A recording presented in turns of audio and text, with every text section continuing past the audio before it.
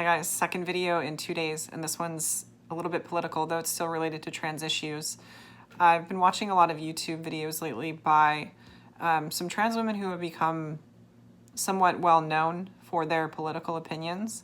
And now there are trans women kind of on both sides of the political spectrum, conservatives like Blair White and Theron Meyer, liberals like Zinnia Jones, and others. And I wanted to talk a little bit about some of the fears I have around what I see as pretty strong fragmentation within trans communities and a lot of infighting that happens, and kind of my feelings on why I think that is hurting us overall, and perhaps how it could be alleviated. So in general, I'm sure you guys have all noticed the popularity of TERFs, of trans people who can consider themselves HBSers. I guess they call themselves, or true transsexuals, people who think that it's there's a difference between those who transition early and I guess are attracted to their birth sex versus those who are not. Debates over the legitimacy of non-binary trans identities, debates over the existence of more than one gender, although that gets into some really crazy semantic arguments, which I guess I could do an entirely different video on that. And then all of that is kind of existing in its own bubble outside of the real mainstream bigotry that exists against LGBTQ people writ large. So I wanted to talk about my concerns regarding that, and then also how I think we could maybe make some progress and hopefully fight against or alleviate some of the problems that exist around some of this infighting that I'm seeing more and more of over the last few years.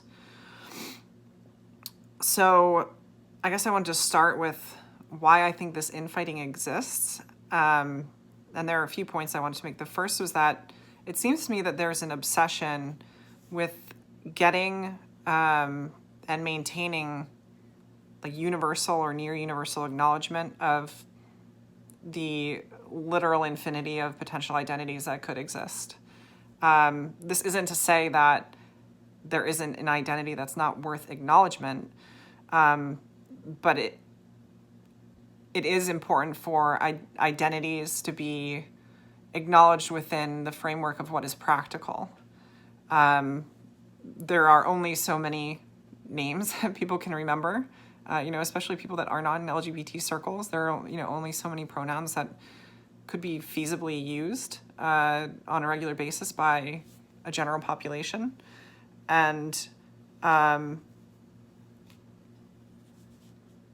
think that people can get too caught up in naming the very detailed specifics of who they see themselves to be, and then using that potentially as a reason to assign or assume bad intent by those who are not familiar with their detailed identity. Next thing to just kind of touch on is the assumption of bad intent kind of as a first reaction, rather than the assumption of a lack of understanding or a lack of education. I see a lot in our community, people are very quick to jump to the conclusion that someone is bigoted simply because they don't, or they haven't been introduced to a concept that they don't yet understand. Next one is there seems to be a pretty strong drive for one-upsmanship in defining one's own oppression. So almost like an attitude that oppression confers some kind of moral authority, and those who don't experience that oppression can't have valid opinions about it, or about the groups that face that oppression. And I think this seems to lead to further fragmentation and the kind of the rejection of the value of discussing dissenting opinions around that oppression. So progress for small minority groups like trans folks kind of requires cooperation and less infighting. And we need to look for common ground. So how do we begin to make progress on that front? These are 3 things that I came up with. The first is we need to recognize that there are potentially an infinite number of identities that can exist. And we need to speak realistically about how we recognize, celebrate, and educate others about those identities. That needs to be done within the framework of what is reasonable and realistic for the general population to understand and adopt. And instead of looking at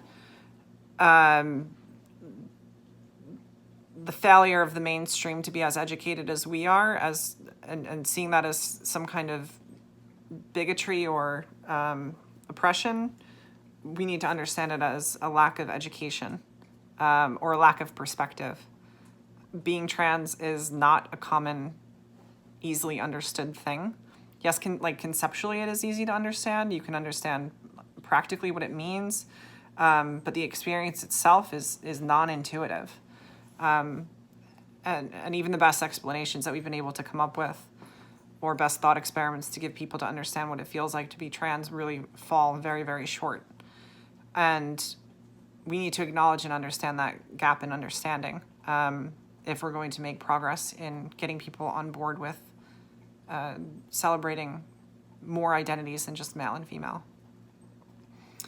In order to do that, we need to seek common ground with the mainstream. We need to look at and understand where they're coming from and how our experiences fit into where they are currently, not where we think they should be.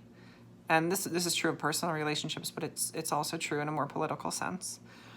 And then third, we need to recognize and call out bigotry and injustice where we see it and where it's found.